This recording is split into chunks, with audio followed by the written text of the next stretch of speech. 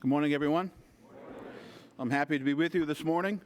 I wanted to start by saying I want to dedicate my speech to the football team. In my mind, the hardest working team on campus. We hope you can join us Friday night. But my talk is not about high school football. My chapel talk today is on the survivability of the Constitution in challenging times like our own.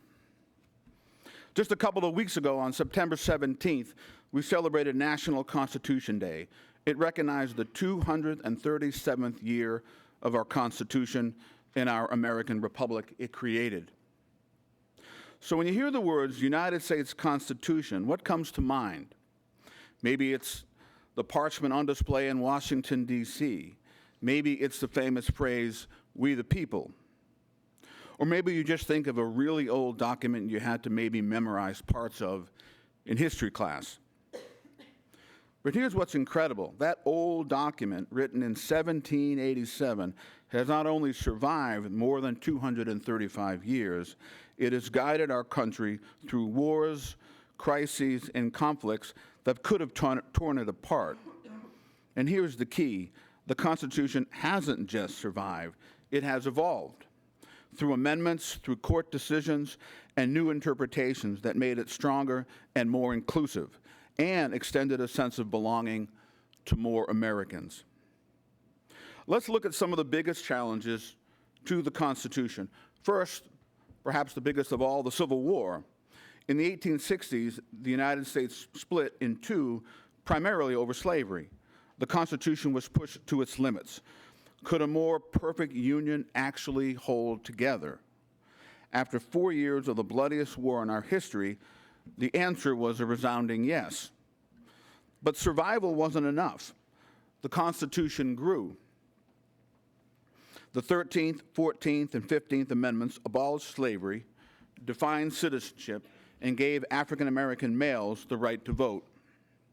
Those amendments didn't just patch up the system, they redefined what freedom and equality meant in America. Second, the Great Depression.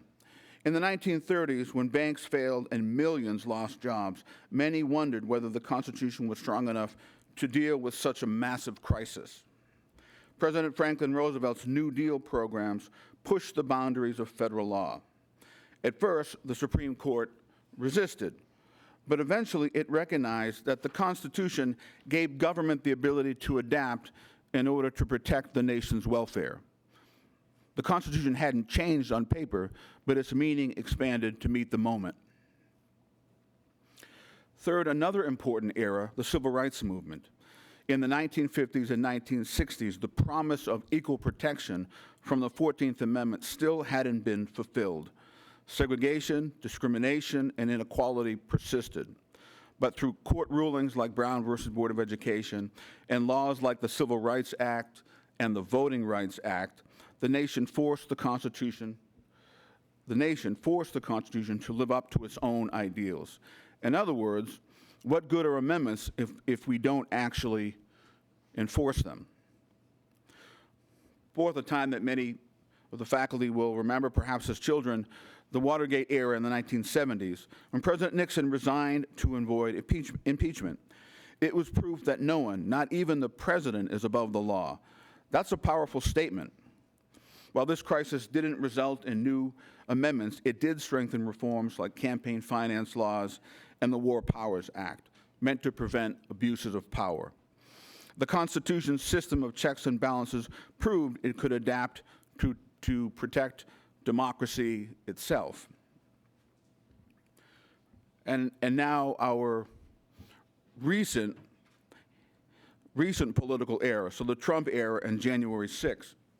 In the 2020 election, disputes over results and the events of January 6, 2021 tested the peaceful transfer of power, one of the Constitution's most important traditions. For a moment, people wondered, would the system hold? And yet it did. Congress reconvened, the courts upheld the results, and the presidency changed hands as the Constitution required. This moment reminded us that the Constitution depends not just on words written on paper, but on citizens, leaders, and institutions committed to following them. And still more changes occurred. Women's suffrage in the early 1900s, which brought the 19th Amendment, the lowering of the voting age to 18 during the Vietnam era, through the 26th Amendment, and the expanded use of the Equal Protection Clause to validate same-sex marriage.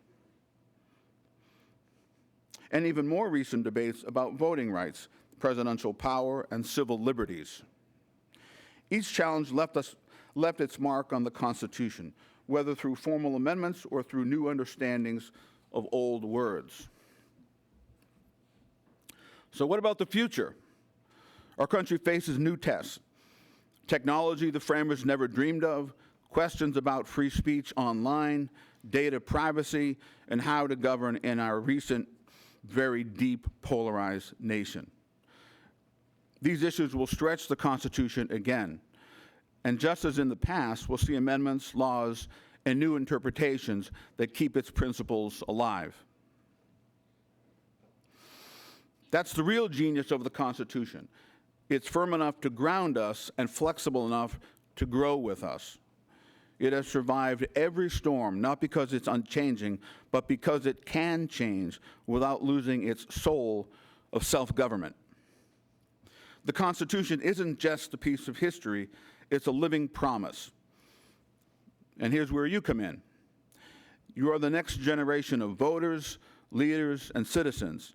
The Constitution only works if people like you stay informed, speak up, and take part in democracy. So my challenge to you is this. When it's your turn to vote, when it's your turn to raise your voice, remember that you're helping the Constitution survive into the future. Thank you for listening.